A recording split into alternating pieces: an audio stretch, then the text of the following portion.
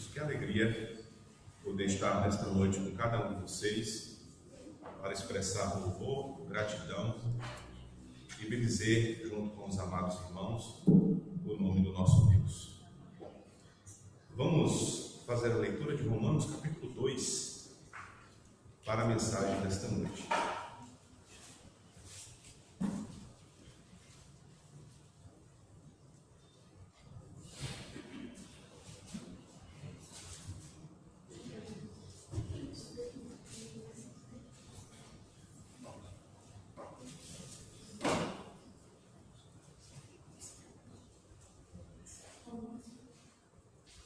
Romanos capítulo 2, e vamos fazer a leitura dos versos de 1 a 4 para a mensagem desta noite.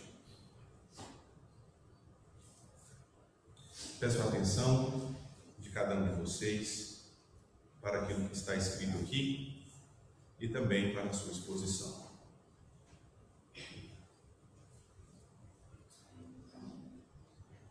Diz assim a palavra de Deus: portanto, você que julga os outros é indesculpável, pois está condenando a si mesmo naquilo em que julga, visto que você que julga pratica as mesmas coisas.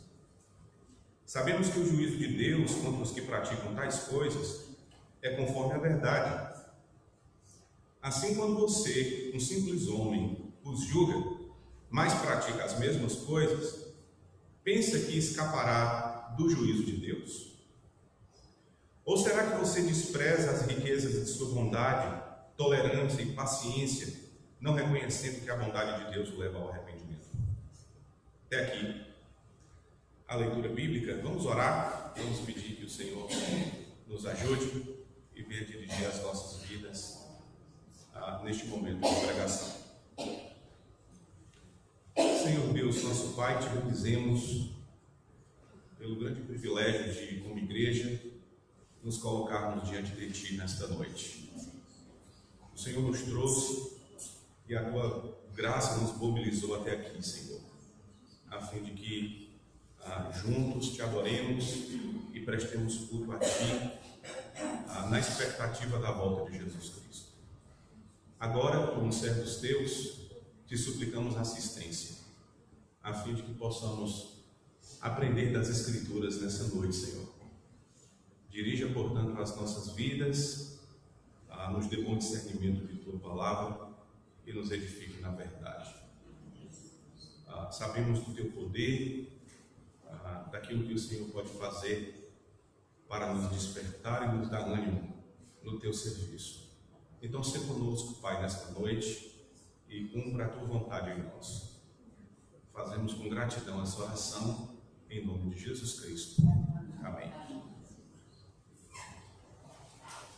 Irmãos, nesta noite eu quero falar com vocês sobre o crítico moralista. Desde o versículo 18, aqui do capítulo 1, nós temos contemplado a ira de Deus sobre a humanidade. O apóstolo Paulo colocou todos os pagãos, todos aqueles que não têm parte com Deus, sob a ira de Deus. Vimos que o homem que despreza o conhecimento de Deus é entregue ao seu próprio mal. Já que o homem virou as costas para Deus, Deus virou as costas para ele, em sinal de juízo, em sinal de ira ao seu pecado. Essa é a maneira pela qual Deus manifesta a sua ira no mundo, é entregando o pecador à sua própria sorte. O homem não quer saber de Deus, negligencia o Senhor apesar dos seus apelos, apesar do convite divino para o arrependimento, e já que as pessoas rejeitam a Deus, Deus os entrega. Nós vimos isso no último domingo. O objetivo de Paulo, com toda essa sentença, com toda essa passagem, é mostrar a necessidade do Evangelho como um meio seguro dado ao homem para se ver livre da ira divina. Tá bom? Ele vai colocar todo mundo debaixo do pecado, numa situação complicada, porque a ira de Deus está sobre a humanidade e essas pessoas caminham a passos largos para o inferno.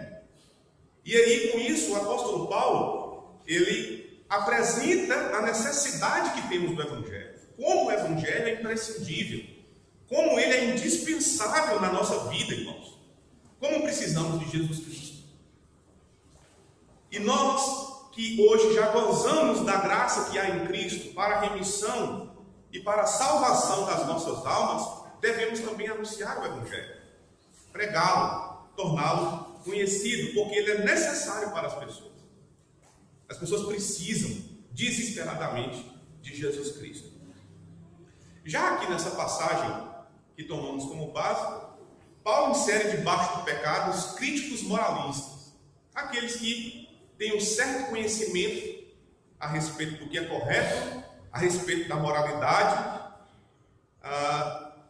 mas que também, segundo o apóstolo Paulo, está debaixo do pecado.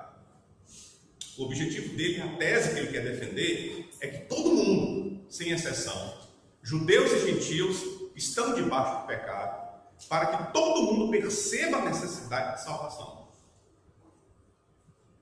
Irmãos, não somente o pagão enfrentará o juízo de Deus, mas também o moralista, aquele que é implacável em julgar os outros.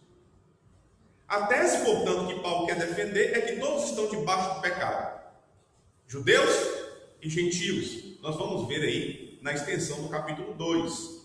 E os judeus, por serem os guardiões da lei, se achavam melhores que os gentios e os criticavam. Eles, por serem o povo da aliança, se achavam especiais. Por serem os guardiões dos oráculos de Deus, eles se achavam pessoas importantes, ou pelo menos mais importantes do que os demais. Mas o apóstolo Paulo agora os coloca também debaixo do pecado, porque mesmo ele tendo conhecimento da lei, e mesmo observando o pecado do outro e o criticando, ele também comete as mesmas coisas. É pecado na mesma forma. Naquilo que os judeus criticavam, se condenavam, por praticarem os mesmos pecados que os pagãos gentios praticam. O crítico moralista é aquele que aponta o dedo implacavelmente contra o pecado do outro, mas ele pratica as mesmas coisas. Por isso, assim como os gentios, ou assim como quaisquer outros, não podiam escapar do juízo de Deus.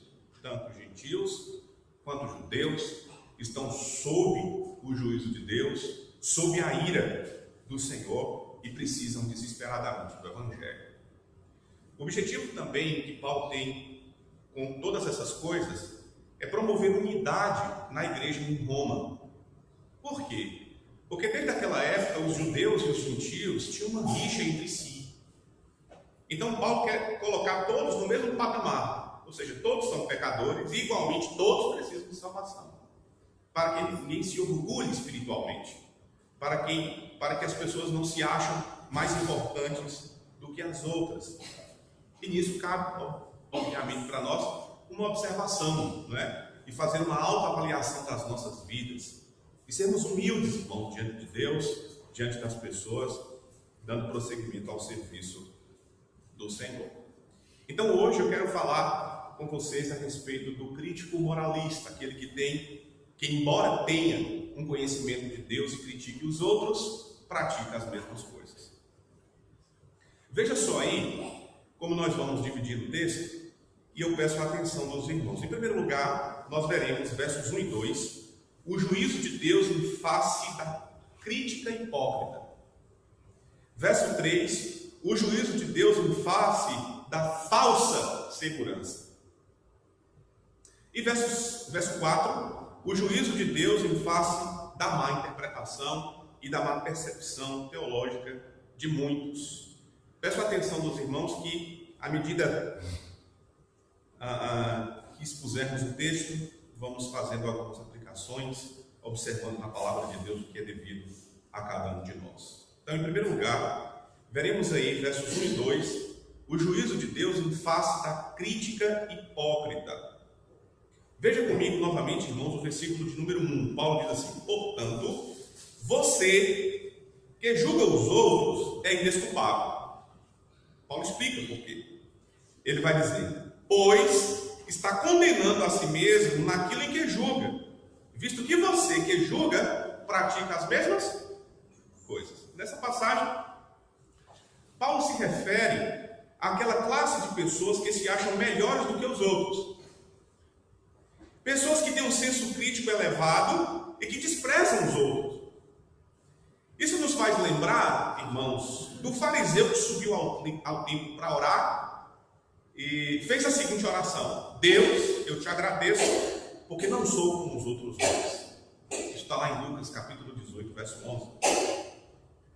E Jesus denomina essas pessoas de hipócritas, pois praticavam aquilo que condenavam.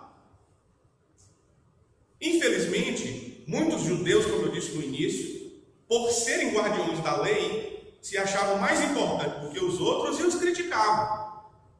Não é? Como o fariseu disse: Deus, te agradeço porque não sou como os outros homens, ladrões, assassinos. Aí olhou para o lado, estava o publicano orando também, nem como esse publicano aqui. Então ele estava agradecendo a Deus por ser mais especial. Você imagina que oração, não é? Daquele cidadão. Mas segundo Paulo, o juízo de Deus se manifesta contra essas pessoas também. Nenhum crítico moralista escapa da sentença divina. Não é porque ele viu o pecado no outro, não é porque ele se conscientizou disso na lei que ele está livre do juízo de Deus. Porque ele, como pecador, também pratica as mesmas coisas. Ele critica aquelas pessoas que estão cheias de inveja, mas eles também são invejosos. Criticam os caluniadores, mas eles também são caluniadores. Criticam aqueles que são insensatos, desleais, mas eles também são insensatos, desleais. Criticam aqueles que adulteram, mas eles também desejam a mulher do próximo. É o que Paulo está querendo dizer. Indesculpável aqui, a palavra que Paulo apresenta aqui no capítulo 2, é a mesma que Paulo usou lá em 1:20. Capítulo 1, versículo 20, quando ele diz: pois desde a criação do mundo, os atributos invisíveis de Deus, não é, são manifestados, de forma que tais homens são indesculpáveis. Pagão que está longe de Deus é indesculpável, está debaixo do pecado, o juízo de Deus vem sobre ele. O judeu que se acha especial, ou mais importante que o pagão, guardião da lei, mas critica o pagão, ele também sofrerá o juízo de Deus porque pratica as mesmas coisas.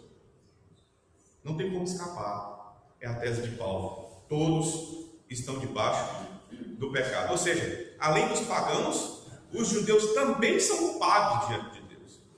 A razão de sua culpa é que são pecadores do mesmo jeito que os demais, embora critiquem os demais.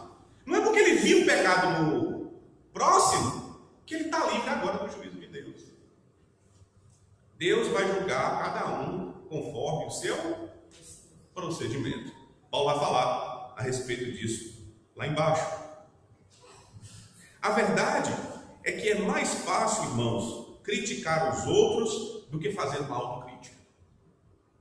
A gente pode perceber isso nas nossas vidas, inclusive. Temos uma grande facilidade em condenar os outros e uma grande dificuldade em condenar a nós mesmos. Quando a gente vai falar do outro, parece que o pecado do outro aumenta. Quando a gente vai falar de nós, a gente faz o quê? Ameniza um pouco a situação. É o quadro da hipocrisia que muitas vezes se encontra em nossos corações. Ver a farpa no olho de alguém e não perceber a trave nos nossos próprios olhos. Nós falamos disso, né? Há poucos domingos atrás, no Sermão do Monte. O juízo de Deus, no entanto, é conforme a verdade. Deus é justo. E cada um, obviamente, será julgado de acordo com o seu procedimento. Veja o versículo 2 agora, dando prosseguimento aí. Sabemos que o juízo de Deus contra os que praticam tais coisas é conforme a verdade. A expressão aqui traduzida conforme a verdade significa literalmente de acordo com os fatos envolvidos no caso. E os fatos são que, embora o moralista veja o pecado dos outros e critique os pecadores pecam do mesmo jeito. Esse é o fato, né, que está em jogo. Deus não usa um critério, irmãos, para julgar judeus e outro critério para julgar gentios. O critério é sempre o mesmo, ou seja, o homem é pecador, está em falta diante do seu Deus. É necessário remissão, é necessário perdão de pecados, salvação, e isso se encontra na pessoa de Jesus Cristo. Né? O critério de Deus, portanto, é sempre o mesmo, o pecado do homem. Veja o versículo de número 11, quando Paulo diz assim, olha rapidamente: pois em Deus não há parcialidade, ou ele não faz acepção de pessoas. O critério é sempre o mesmo. Entendemos, portanto, que Deus julga segundo os fatos, e o fato é: o moralista, o guardador da lei, é da mesma forma pecador. É pecador como qualquer outro e necessita de salvação como qualquer outro. Tem muitos que têm essa tendência de só porque viu o pecado no outro se achar mais importante do que ele, ou se achar mais espiritual do que ele, né? Mas todos nós, irmãos, somos pecadores do mesmo jeito, e para Deus não há parcialidade. Observe aqui que Paulo não está condenando uma avaliação justa das coisas, mas um julgamento hipócrita. Paulo aqui não está dizendo para que a gente não julgue conforme os fatos, para que a gente não julgue conforme a verdade. Em muitas situações, irmãos, somente com a avaliação justa das coisas podemos discernir o correto ou o errado. Nós falamos sobre isso aqui em certa ocasião. Em Mateus capítulo 7, lá no versículo 1, Jesus diz assim: não julgueis para que não sejais julgados. Só que ele está falando de juiz hipócrita, como esse aqui de Paulo. Por quê? Mais embaixo ele vai dizer assim, não lancem as vossas pérolas aos porcos. Como é que nós vamos saber quem é porco se a gente não julgar? Acautelai-vos dos falsos profetas. Como é que a gente vai saber quem é falso profeta se não julgar?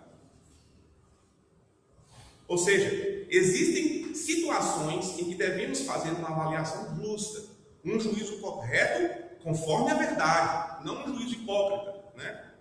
O juízo de Deus, no entanto, se apresenta em face da crítica hipócrita. Então, segundo as verdades do Evangelho, nós podemos, irmãos, fazer uma avaliação, até para que aconteça a disciplina.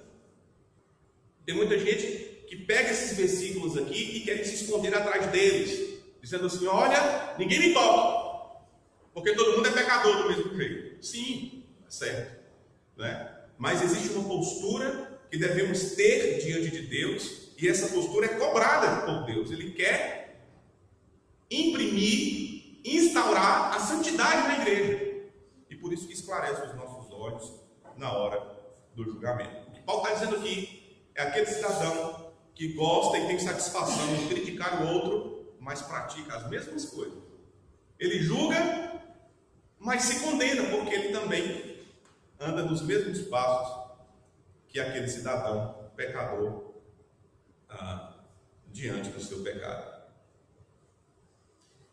Vimos aí então o juízo de Deus em face da crítica hipócrita, e agora, verso 3, veremos o juízo de Deus em face da falsa segurança. Veja aí, versículo de número 3. Assim, quando você, um simples homem, os julga, mas pratica as mesmas coisas, pensa que escapará do juízo de Deus? Pergunta do apóstolo Paulo, que nos leva à resposta negativa. Não é a resposta aqui para essa pergunta do apóstolo Paulo. Lembrar que desde a época bíblica, muitas pessoas pensam que a crítica e o engajamento moral são uma espécie de blindagem, algo que traz paz à consciência. Uma vez que a pessoa está engajada na moralidade, uma vez que a pessoa consegue enxergar o mal do próximo, ela acha que isso é uma espécie de blindagem e que vai se ver livre da ira de Deus. Tem muita gente, inclusive, que fala assim: quando eu partir, Deus tem um lugarzinho reservado lá para mim, né? Espero que Ele reserve um lugarzinho lá para mim. Muitas pessoas, portanto, pensam que são melhores que os outros, e isso lhes traz um senso de imunidade, né? Ela se sente mais importante do que o próximo, e aí ela pensa, ou pelo menos conjectura, que é imune ao dedo de Deus. Os judeus também entendiam que, por serem um povo da aliança, estavam isentos de julgamento. Esse é o foco aqui do apóstolo Paulo. Mas, de acordo com ele, a falsa segurança é apresentada nisso, pois o pecado do judeu o condenava.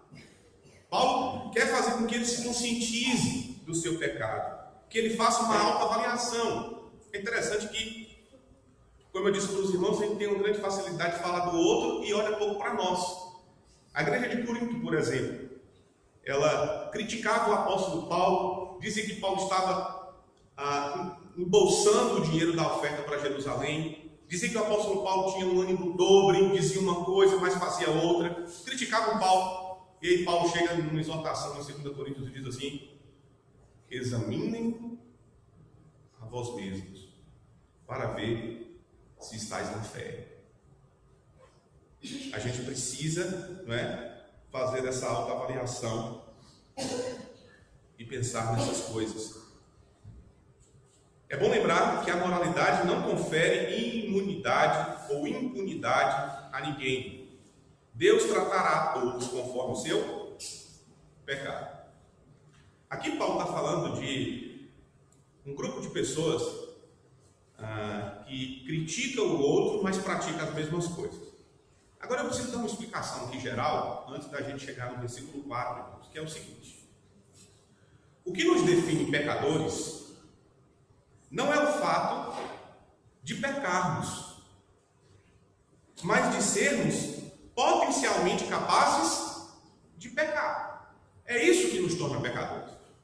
Mesmo se a gente não pecar, continuamos sendo pecadores, porque há uma força, há um poder dentro de nós que nos leva para o mal, e isso constantemente. Jesus Cristo nos ajuizou, né? Orai e vigiai. Existe esse mal, a carne é fraca. Mesmo sem cometer pecados, existe, portanto, um poder em nós que nos impulsiona a pecar. É isso que nos faz pecadores. Então, tem muita gente que olha para o assassino e se acha mais especial que o assassino porque ela não matou. Olha para o estuprador e se acha mais especial do que ele porque ele não estuprou. Mas é tudo pecador, porque todos nós temos uma tendência para o mal. Somos miseráveis e precisamos desesperadamente da graça de Deus. E aí é o que as pessoas fazem. Olha para eu não sou pecador como fulano é assassino. Não é? Eu não sou pecador como Hitler. Hitler é performance de Satanás, né? É a encarnação do mal. Todos nós somos pecadores. O que refreia o nosso mal, irmãos, é a graça divina. Porque senão seríamos iguais a eles, sem tirar nem pôr. O juízo de Deus, em face da crítica, da falsa segurança e agora da má interpretação. As pessoas costumam ter uma noção equivocada quanto à bondade de Deus. É o que eu quero ver com os irmãos aí, verso 4. Paulo diz assim: ou será que você despreza as riquezas da sua bondade, tolerância e paciência, não reconhecendo que a bondade de Deus o leva ao arrependimento? Outra vez, a maneira como o grego está articulado, a resposta é não. A bondade de Deus e sua paciência, irmãos, não devem ser vistos como uma brecha para pecar, mas como uma oportunidade para o arrependimento. Tem muita gente que se esconde na bondade de Deus. Hoje em dia, as pessoas falam o tempo todo do amor de Deus. Falam como Deus é misericordioso, falam como Deus é bondoso, falam como Deus é longânimo e tal. Eles estão querendo isso, é pecar com tranquilidade, é se esconder. Usam a bondade de Deus como uma brecha para pecar. A bondade de Deus, irmãos, não é um consentimento do mal, mas a demonstração da longanimidade divina para que nós nos arrependamos. Deus nos está dando, com sua bondade, a oportunidade de nos arrepender. Nós devemos olhar para a bondade de Deus assim. A bondade de Deus deve nos impulsionar para o arrependimento e não para o pecado. Deus é bom, vai te levar a pecado. É o que as pessoas estão dizendo hoje. Deus é bom, é misericordioso, é longânimo, a sua graça, não é, e tal. E aí continua no pecado. Mas Paulo vai dizer no versículo 5 que eles estão acumulando ira sobre eles. Veja aí o que ele diz, ó. Verso 5 a gente vai avaliá-lo melhor na próxima semana. Mas ele diz: contudo, por causa de sua teimosia e de seu coração obstinado, você está acumulando ira contra si mesmo, para o dia da ira de Deus. Pessoa A, o que acontece assim, irmãos? A pessoa está levando a vida dela, a imagem é essa. Aí ela peca. Ela olha para o lado, olha para o outro, olha para cima, viu que nada aconteceu com ela, o que ela faz? Se safou, vai lá e peca de novo. Aí vai passando o tempo, ela vai pecando. Ela vê que não está acontecendo nada com ela, está tudo bem, as mil maravilhas, está tudo certo. E ela vai lá e faz o quê? Continua pecando. Se escondendo, usando a bondade de Deus aí como uma brecha para pecar. Mas Paulo está dizendo que ela está, na realidade, acumulando ira sobre a sua cabeça. Diz aí o texto. Portanto, a bondade de Deus não... melhor dizendo, a bondade de Deus deve nos fazer tremer, né? E nos conduzir ao arrependimento. E aqui, portanto, é uma má interpretação das coisas, irmãos. É uma má avaliação da teologia bíblica, quando se trata do amor e da bondade de Deus. E a má interpretação da bondade divina produz atitudes equivocadas. E é um grande equívoco pecar encorajados no caráter bondoso de Deus, nos esconder aí de trás do amor do Senhor. Isso é distorcer a Bíblia. Isso é distorcer a palavra de Deus para o nosso benefício. E muitos hoje gostam muito de fazer isso daí.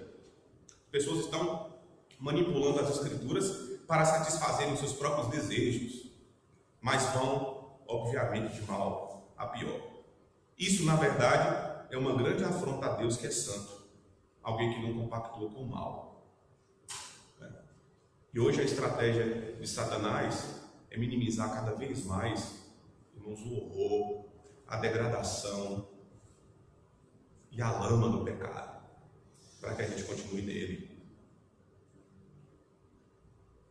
Tem até uma ilustração de um pastor ex-combatente, ex-militar.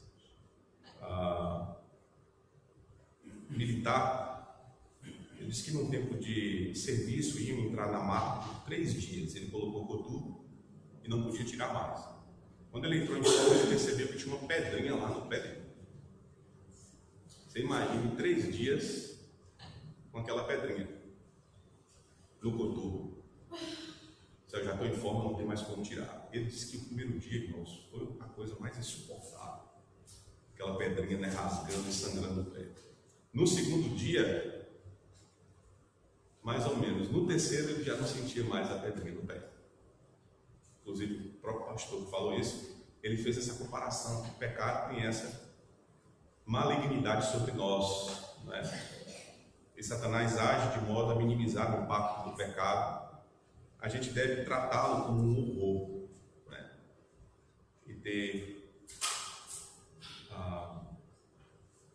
um espírito de fato contundente contra ele. O que se deve fazer em contrapartida é procurar abandonar o pecado o quanto antes, porque o juízo de Deus veio. Interessante que Paulo aqui, ele não desperta um senso de arrependimento no coração dos seus ouvintes com o juízo de Deus, mas ele desperta um senso de arrependimento no coração dos seus ouvintes com a bondade de Deus. As pessoas estão fazendo errado, as pessoas estão interpretando errado. A bondade de Deus é que deve nos levar para o arrependimento e não para o pecado.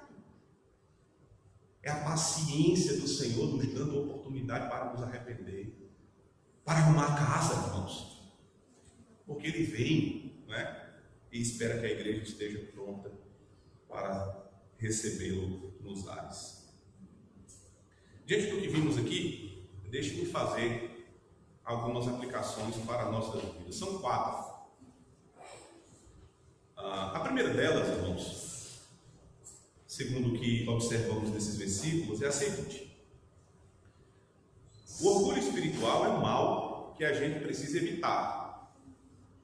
Paulo está falando do crítico moralista, daquele que estava envolvido, não é, com as coisas de Deus e se achava importante ou tinha um orgulho da sua espiritualidade. E é bom sempre lembrar que todos nós, sem exceção, temos tendência a isso, a nos orgulharmos, a termos um senso de crítica maior no pecado do outro do que no nosso próprio pecado. Devemos nos lembrar sempre, continuamente, que a nossa esperança está no sangue de Jesus, está na justiça de Cristo, e que qualquer bem que fazemos é fruto da graça de Deus. Somos pessoas melhores, homens e mulheres melhores, porque a graça de Deus está conosco. Porque senão, se Deus nos soltasse, né?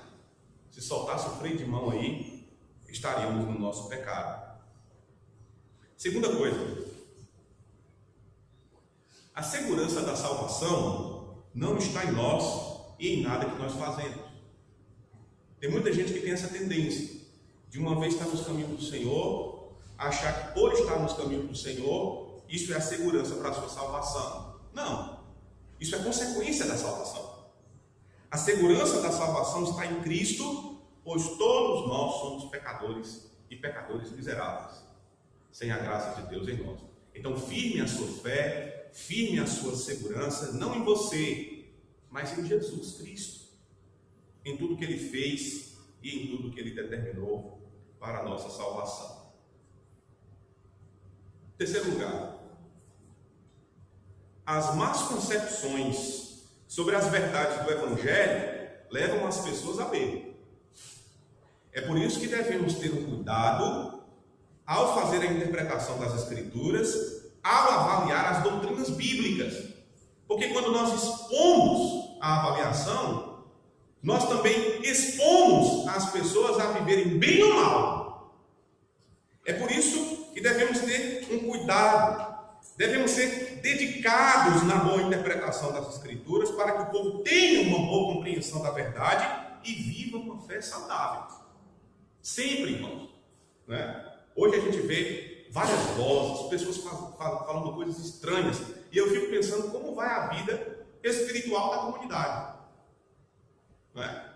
As más interpretações geram má conduta, as boas interpretações geram boa conduta.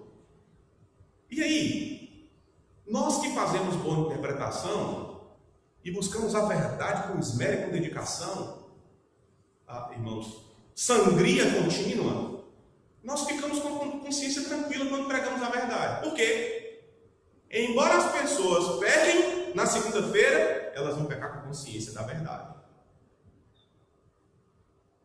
Elas estão ouvindo a verdade por meio de pregadores dedicados, apesar dos pregadores. E em quarto lugar, lembrar sempre, todos pecaram. Nós estamos aqui diante de um texto que fala isso. Não só judeus, não só gentios, judeus e todo aquele, né, nascido de mulher. Os homens são maus e precisam desesperadamente do Evangelho, precisam de Jesus Cristo para serem salvos do juízo de Deus. Todos pecaram, não há saída, senão através de Jesus Cristo, nosso Senhor. Senhor Deus, nosso Pai, te bendizemos por tua graça em nossas vidas, porque nela se produzem nós, homens e mulheres melhores. Te agradecemos porque a tua boa mão é conosco, nos guia por caminhos que te agradam.